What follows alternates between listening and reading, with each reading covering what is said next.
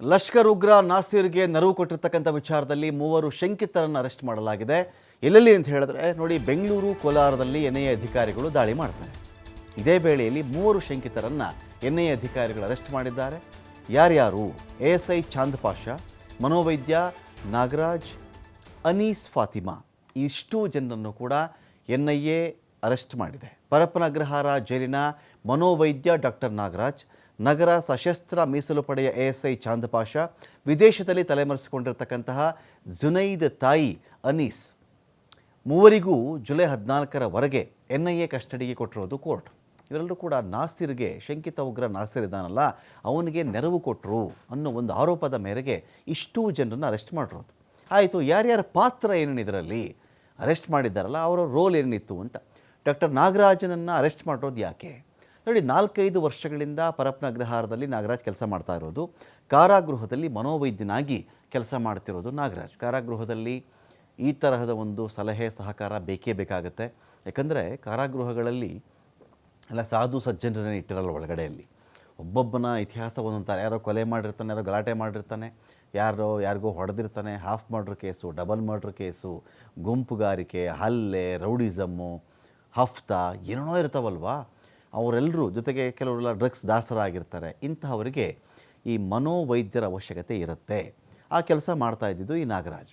ಉಗ್ರ T ನಾಸೀರ್ಗೆ mobile ಸಹಾಯ ಮಾಡಿದ್ದಂತೆ doctor Nagaraj. ಅವನು ಉಗ್ರ ಯಾರು ಟಿ ನಾಸೀರು, ಆತನಿಗೆ ನಾಗರಾಜ್ ಏನು ಮಾಡಿದ್ದಿದ್ದು ಮೊಬೈಲ್ನ ಸಹಾಯ ಮಾಡಿದ್ದಿದ್ದು. ಜೀವಾವಧಿ ಶಿಕ್ಷೆಗೆ ಗುರಿಯಾಗಿರೋದು ಲಷ್ಕರ್ನ ಉಗ್ರ ನಾಸೀರ್. ಲಷ್ಕರ್ ಸಂಘಟನೆಯ ದಕ್ಷಿಣ ಭಾರತದ ಮುಖ್ಯಸ್ಥ ಟಿ ನಾಸೀರ್. ನಾಗರಾಜ್ ಕೃತ್ಯಕ್ಕೆ ಸಹಾಯ ಮಾಡಿದ್ದಿದ್ದು ಸಹಾಯಕಿ ಪವಿತ್ರ ಅಂತ ಆರೋಪ ಇದೆ ಇವ್ರ ಮೇಲೆ. ASI ಚಾಂದ್ ಪಾಷಾ ಏನು ಮಾಡಿದ್ದಿದ್ದು, ಉಗ್ರ ನಾಸೀರ್ ಪರವಾಗಿ CARನ ASI ಚಾಂದ್ ಪಾಷಾ ಕೆಲಸ ಮಾಡ್ತಾ ಇದ್ದ ಅಂತ ಮಾಹಿತಿ. 2022ರಿಂದನೂ ಕೂಡ ಉಗ್ರ ನಾಸೀರ್ ಪರ್ವ ಕೆಲಸ ಮಾಡ್ತಿದ್ದಂಥ ಆರೋಪ ಇದೆ. ನಾಸೀರ್ನನ್ನು ಕರೆದುಕೊಂಡು ಹೋಗುವ ಬಗ್ಗೆ ಸಂಘಟನೆಗೆ ಮಾಹಿತಿ ಇತ್ತು. ಬೆಂಗಳೂರು, ಕೇರಳ, ಇತರ ರಾಜ್ಯಗಳ ಕೋರ್ಟ್ಗೆ ಹೋಗ್ತಾ ಇದ್ದರು ಪೊಲೀಸರು. ಈ ಬಗ್ಗೆ ಮೊದಲೇ ನಾಸೀರ್ ಮತ್ತು ಸಂಘಟನೆಯ ಕೆಲವರಿಗೆ ಮಾಹಿತಿ ಹೋಗ್ತಾ ಇತ್ತು, ಇಂಥ ಕಡೆ ಬರ್ತಾ ಇದ್ದಾರೆ ಇವರು ಅಂತ. ಈ ಮಧ್ಯೆ ಚಾಂದ್ ಪಾಷಾ ಹಣಕಾಸಿನ ವ್ಯವಹಾರವನ್ನು ಕೂಡ ನಡೆಸಿರುವ ಶಂಕೆ ಇಲ್ಲಿದೆ. ಆಯಿತು, ಅನೀಸ್ ಫಾತಿಮಾ ಬಂಧನ ಯಾಕೆ? ಶಂಕಿತ ಉಗ್ರ ಜುನೈದ್ ಅಹಮದ್ನ ತಾಯಿ ಅನೀಸ್ ಫಾತಿಮಾರನ್ನು ಕೂಡ ಅರೆಸ್ಟ್ ಮಾಡಲಾಗಿದೆ. ವಿದೇಶದಲ್ಲಿರ್ತಕ್ಕಂಥ ಮಗನಿಗೆ ಮಾಹಿತಿ ಕೊಡ್ತಾ ಇದ್ರಂತೆ ಅನೀಸ್ ಫಾತಿಮಾ. ಜೈಲಲ್ಲಿರುವ ಟಿ ನಾಸೀರ್ ಕೊಡ್ತಾ ಇದ್ದಂಥ ವಿಚಾರಗಳ ಬಗ್ಗೆ ಮಗನಿಗೆ ಮಾಹಿತಿ ಹೋಗ್ತಾ ಇತ್ತು. ಲಷ್ಕರ್ಗೆ ಸಂಘಟನೆ ಮಾಡಲು ನಿಧಿ ಸಂಗ್ರಹ ಆಗ್ತಾ ಇತ್ತು. ಇತರೆ ವಿಚಾರಗಳ ಮಾಹಿತಿಯನ್ನು ಇವರು ರವಾನಿಸ್ತಾ ಇದ್ದರು ಅಂತ. ವಿದೇಶದಿಂದಲೇ ವಿಧ್ವಂಸಕ ಕೃತ್ಯಕ್ಕೆ ಸಂಚು ಮಾಡ್ತಾ ಇದ್ದರು. ನಿಧಿ ಸಂಗ್ರಹಿಸ್ತಾ ಇದ್ದಿದ್ದು ಜುನೈದ್. ಗ್ರೆನೇಡ್ ಕೇಸಲ್ಲಿ ವಿದೇಶಕ್ಕೆ ಎಸ್ಕೇಪ್ ಆಗಿರುವ ಶಂಕಿತ ಉಗ್ರ ಜುನೈದ್. ಇದೀಗ ಜುನೈದ್ ಇದನ್ನಲ್ಲ, ಸದ್ಯಕ್ಕೆ ನಮ್ಮ ದೇಶದಲ್ಲಿ ಇಲ್ಲ ಇವನು. ಗ್ರೆನೇಡ್ ಕೇಸ್ಗೆ ಸಂಬಂಧಪಟ್ಟಂತೆ ಇವನು ವಿದೇಶಕ್ಕೆ ಪರಾರಿಯಾಗಿದ್ದಾನೆ. ಇವರು ಜೈಲಲ್ಲಿ ಇದ್ದುಕೊಂಡೇ ಒಂದು ಸ್ಫೋಟಕ್ಕೆ ಪ್ಲಾನ್ ಮಾಡಿದರು ಅಂತ. ಉಗ್ರ ಚಟುವಟಿಕೆಗಳಿಗೆ ನಾಸೀರ್ ಜೈಲಿಂದಾನೇ ಪ್ಲಾನ್ ಮಾಡ್ತಾ ಇದ್ದ. ಸ್ಲೀಪರ್ ಸೆಲ್ಗಳ ಜೊತೆಗೆ ನಾಸೀರ್ಗೆ ನೇರ ಸಂಪರ್ಕ ಇದೆ. ಬೆಂಗಳೂರಲ್ಲಿ ದೊಡ್ಡ ಮಟ್ಟದ ವಿಧ್ವಂಸಕ ಕೃತ್ಯಕ್ಕೆ ಪ್ಲಾನ್ ಮಾಡಿಕೊಂಡಿದ್ದ. ಅದಕ್ಕಾಗಿಯೇ ಜೈಲಲ್ಲಿ ಇದ್ದುಕೊಂಡೇ ಯುವಕರ ತಂಡ ಕಟ್ಕೊಂಡಿದ್ದಂತೆ. ಮರ್ಡರ್ ಕೇಸಲ್ಲಿ ಯಾವ್ಯಾವ ಯುವಕರು ಜೈಲಿಗೆ ಬರ್ತಾ ಇದ್ರೋ ಅವರ ಮೈಂಡ್ ವಾಶ್ ಮಾಡೋದು, ನೀವು ಇಲ್ಲಿಂದ ನೀವಿನ್ನೂ ನಿಮಗೆ ಬಡ್ತಿ ಕೊಡ್ತಾ ಇದ್ದೀನಿ, ಪ್ರಮೋಷನ್ ಮಾಡ್ತಾ ಇದ್ದೀನಿ, ಟೆರರಿಸ್ಟ್ಗಳೇ ಆಗಿಬಿಡಿ ನೀವು ಅಂತ. ಜುನೈದ್, ಮೊಹಮ್ಮದ್ ಹರ್ಷದ್ ಖಾನ್, ಸುಹೈಲ್, ಫೈಜಲ್, ಜಾಹಿದ್, ತಬ್ರೇಜ್, ಮುದಾಸಿರ್ ಎಂಬ ಯುವಕರ ತಂಡವನ್ನು ಈ ನಾಸೀರ್ ರೆಡಿ ಮಾಡಿದ್ದ. ಜೀವಂತ ಗ್ರೆನೇಡ್ಗಳು, ಸ್ಫೋಟಕ ವಸ್ತುಗಳ ಜೊತೆಗೆ ಯುವಕರು ಸಿಕ್ಕಿಬಿದ್ದಿದ್ದರು.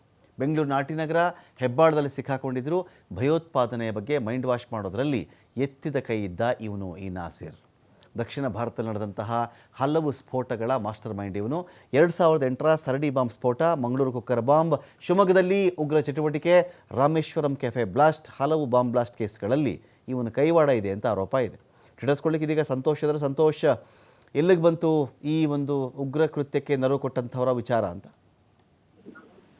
ರಮಕಾಂತ್, ಏನು ಈಗ ಶಂಕಿತ ಉಗ್ರರ ಜೊತೆ ಏನು ಸಂಪರ್ಕದಲ್ಲಿ ಇದ್ದಂಥವ್ರಿಗೆ ಸಂಬಂಧಪಟ್ಟಾಗ ಈಗಾಗಲೇ ರೈಡ್ ಅನ್ನು ಮಾಡಿ 3ರನ್ನ ವಶಕ್ಕೆ ಪಡ್ಕೊಂಡಿರುವಂತದ್ದು. ಒಂದು ASI ಚಾಂದ್ ಪಾಷಾ, ಮನೋವೈದ್ಯ ನಾಗರಾಜ್ ಮತ್ತೆ ಏನು ಮೋಸ್ಟ್ ವಾಂಟೆಡ್ ಜುನೈದ್ ವಿದೇಶದಲ್ಲಿ ತಲೆಮರೆಸ್ಕೊಂಡಿದ್ದಾರೆ. ಆತನ ತಾಯಿರು ಅನೀಸಾ ಏನು 3ರನ್ನು ಕೂಡ ವಶಪಡಿಸ್ಕೊಂಡಿದ್ರು. ವಶಪಡಿಸ್ಕೊಂಡು ಒಂದಿಷ್ಟು ಅವರಿಗೆ ಮಹತ್ವದ ದಾಖಲೆಗಳ ಪತ್ತೆ ಆಗಿತ್ತು. ಆ ಸಾಕ್ಷ್ಯಾಧಾರಗಳನ್ನ ಆಧಾರವಿಟ್ಕೊಂಡು NIA ಕೋರ್ಟ್ಗೆ ಇವತ್ತು ಹಾಜರುಪಡಿಸಲಾಯಿತು. ಹಾಜರುಪಡಿಸಿರುವಂತಹ ಏನು NIA ಅಧಿಕಾರಿಗಳು ಸುಮಾರು 6 ದಿನಗಳ ಕಾಲ ತಮ್ಮ ಹೆಚ್ಚಿನ ವಿಚಾರಣೆಗೆ ಕಸ್ಟಡಿಗೆ ಮನವಿಯನ್ನ ಕೋರಿದ್ರು. ಅದಂತೆ ಇದೀಗ ನ್ಯಾಯಾಲಯ 6 ದಿನಗಳ ಕಾಲ ಅಂದ್ರೆ ಜುಲೈ 14ವರೆಗೂ ಕೂಡ ಅವ್ರನ್ನ NIA ಅಧಿಕಾರಿಗಳಿಗೆ ಕಸ್ಟಡಿಗೆ ಕೊಟ್ಟಿರುವಂತದ್ದು. ಇನ್ನ ಆರೋಪಿಗಳನ್ನ ನೋಡ್ತಾ ಹೋದ್ರೆ ಇವ್ರು ಯಾವ ರೀತಿಯಾಗಿ ಏನು ಶಂಕಿತ ಉಗ್ರರ ಜೊತೆ ಸಂಪರ್ಕಗಳನ್ನು ಹೊಂದಿದ್ರು ಅವ್ರಿಗೆ ಸಹಾಯವನ್ನ ಮಾಡ್ತಾ ಹೋದ್ರು ಅಂತ ನಾವು ನೋಡೋದು. ಇಲ್ಲಿ ಜೈಲಿನಲ್ಲಿ ಇದ್ದಂತ ಸಂದರ್ಭದಲ್ಲಿ ಏನು ಡಾಕ್ಟರ್ ನಾಗರಾಜ್ ಅವರಿಗೆ ಬಂಧಿತ ಆರೋಪಿ ಏನಿದ್ದಾನೆ ಈತ ಅಲ್ಲಿನ ಸಜಾ ಕೈದಿಗಳಿಗೆ ಏನು ಚಿಕಿತ್ಸೆಯನ್ನ ಕೊಡ್ತಾ ಇದ್ದ, ಅವರಿಗೆ ಸಲಹೆಗಳನ್ನ ಕೊಡ್ತಾ ಇದ್ದ, ಮನೋವ್ಯಾಧಿ ಆಗಿರೋ ಹಿನ್ನೆಲೆಯಲ್ಲಿ ಆ ಸಂದರ್ಭದಲ್ಲಿ ಟಿ ನಾಸಿರ್ ಇದ್ದಂತ ಸೆಲ್ಗಳಿಗೂ ಕೂಡ ಈತ ಹೋಗಿದ್ದ. ಆ ಸಂದರ್ಭದಲ್ಲಿ ಪರಿಚಯ ಆಗಿತ್ತು. ಸೊ ಈತಲ್ಲಿ ಹೋದಂತ ಸಂದರ್ಭದಲ್ಲಿ ಮೊಬೈಲ್ಗಳನ್ನ ಅವ್ರಿಗೆ ಕೊಡ್ತಿದ್ದ ಮಾತನಾಡ್ಲಿಕ್ಕೆ ಅನ್ನೋದು ಒಂದು ಕಡೆ. ಇನ್ನೊಂದ್ ಕಡೆ ಚಾಂದ್ ಪಾಷಾ ಅಲ್ಲೇ ಜೈಲಿನಲ್ಲಿ ಕೆಲಸ ಮಾಡ್ತಿದ್ದ, ಈತನು ಕೂಡ ಅವ್ರಿಗೆ ಓಕೆ ಮೊಬೈಲ್ ಅನ್ನು ಕೊಟ್ಟಿದ್ದ ಅನ್ನೋ ಮಾಹಿತಿಗಳು ಲಭ್ಯವಾಗಿರುವಂತದ್ದು. ಇದಕ್ಕೆ ಬೇಕಾಗಿರುವ ಆಡಿಯೋಸ್ಗಳಿರ್ಬೋದು, ಫೋನ್ ಕರೆಗಳಿರ್ಬೋದು, ಸೋಷಿಯಲ್ ಮೀಡಿಯಾಗಳಲ್ಲಿ ಇವ್ರು ಕಳಿಸ್ತಿರುವಂತ ಪೋಸ್ಟ್ಗಳಿರ್ಬೋದು, ಈಗ ಹಲವು ಸಾಕ್ಷ್ಯಾಧಾರಗಳನ್ನ ಇಟ್ಕೊಂಡಿರುವಂತ ಎನ್ಐಎ ಅಧಿಕಾರಿಗಳು ಗೌಪ್ಯವಾಗಿ ನ್ಯಾಯಾಲಯಕ್ಕೆ ಕೊಟ್ಟು ಹೆಚ್ಚಿನ ವಿಚಾರಣೆ ಮಾಡಲಿಕ್ಕೆ ಸದ್ಯ 6 ಜನರನ್ನು ವಶಕ್ಕೆ ಪಡ್ಕೊಂಡಿದ್ದಾರೆ.